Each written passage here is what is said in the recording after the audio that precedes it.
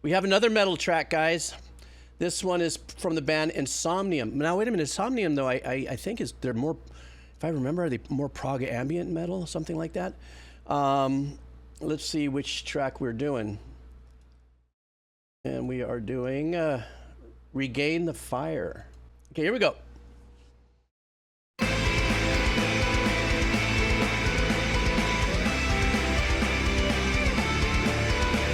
Melodic death metal, okay. Yeah, I was off.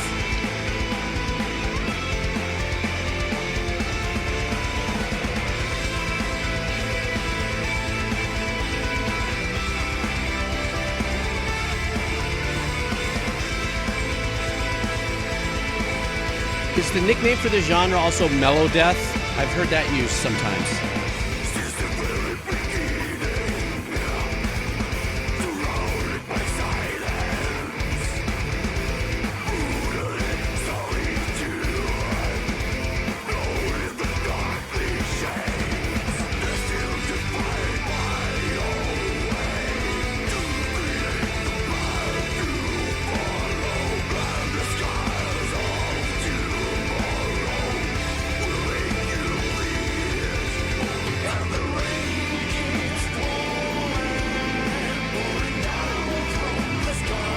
I really like this track.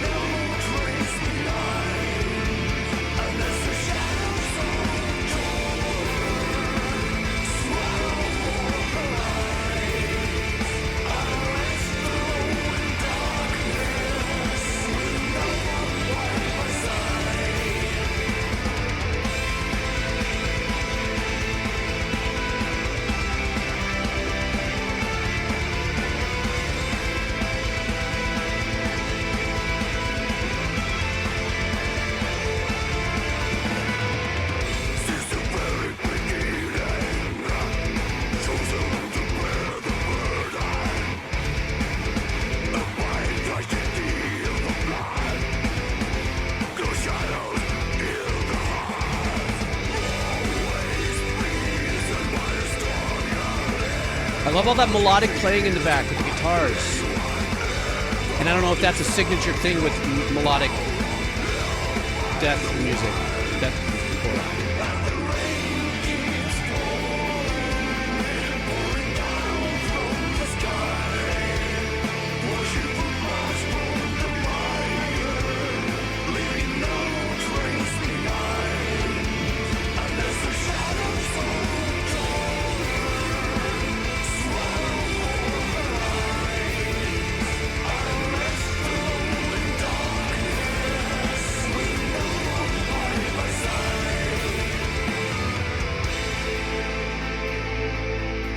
These melodic arrangements in the background, even though they're harmonized, are so important to that. I think this is one of my favorite genres.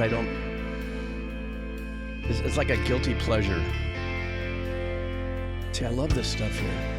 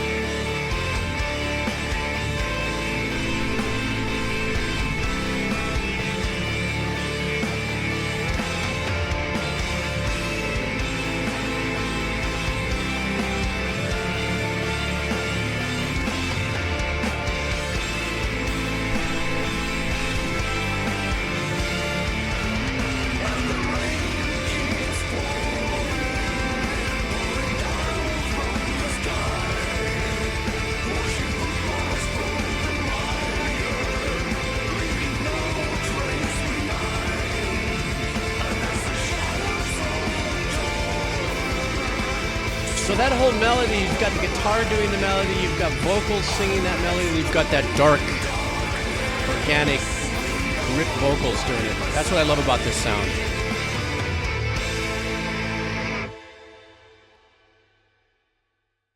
That's what I love about this sound. What I had mentioned earlier, which was, I guess Amma said it really well. I guess a melodic death is a good gateway genre. I guess to other death metal, perhaps. Is that what you were saying with that? I think it for me, it feeds a lot of needs when I'm listening to music, and I want to just be able to get more into it than dissect it.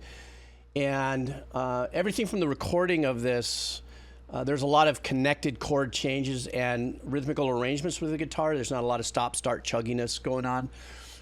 There was a couple little turnarounds that were chugged. Speaking of turnarounds, I loved the turnaround between the first hook and the second verse. That little melodic thing there was so cool. And but there's just something that this particular genre, I guess Lisa also says it pretty well. It's the contrast that is appealing to me. You know, you can if I'm listening to a track that's as dark as gnarly as hell can be, and I might be on the fence about going, how am I feeling about this? You just add a little bit of unique melody to it, and that'll gap me into, you know, the next level of listening. I guess I'm just melody arrangement driven as a human, as a composer, as a person, you know. Though rhythmically I can get down with chugs and darkness and the heaviness of all kinds of metals. Sometimes when even if it's just background vocals that might sneak in, and we've talked about this before. I love when bands of this nature, of these genres, have their lead performer is doing the growling or the rip vocals or whatever, but then behind that there is a discernible melody that's going on, even if it's pulled back in the mix a little bit, depending on how the engineer and the band, you know, imaging and all that wants to manage their mixes. And then speaking of mixes, Amin had brought something up at the very beginning, how this, especially compared to the last track we heard, my ears were tuned into how that mastering track, or what that track sounded like. And then when this came in, there was quite a boost in the mids and the master on that. And I think it's pretty self-explanatory if you're looking at a grid chart from, you know, 0, which I would call beetle fart, to dog whistle.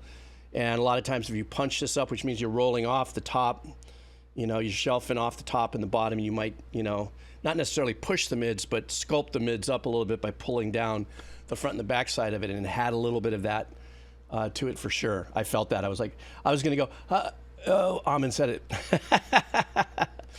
Anyhow, that was a great track, Oren.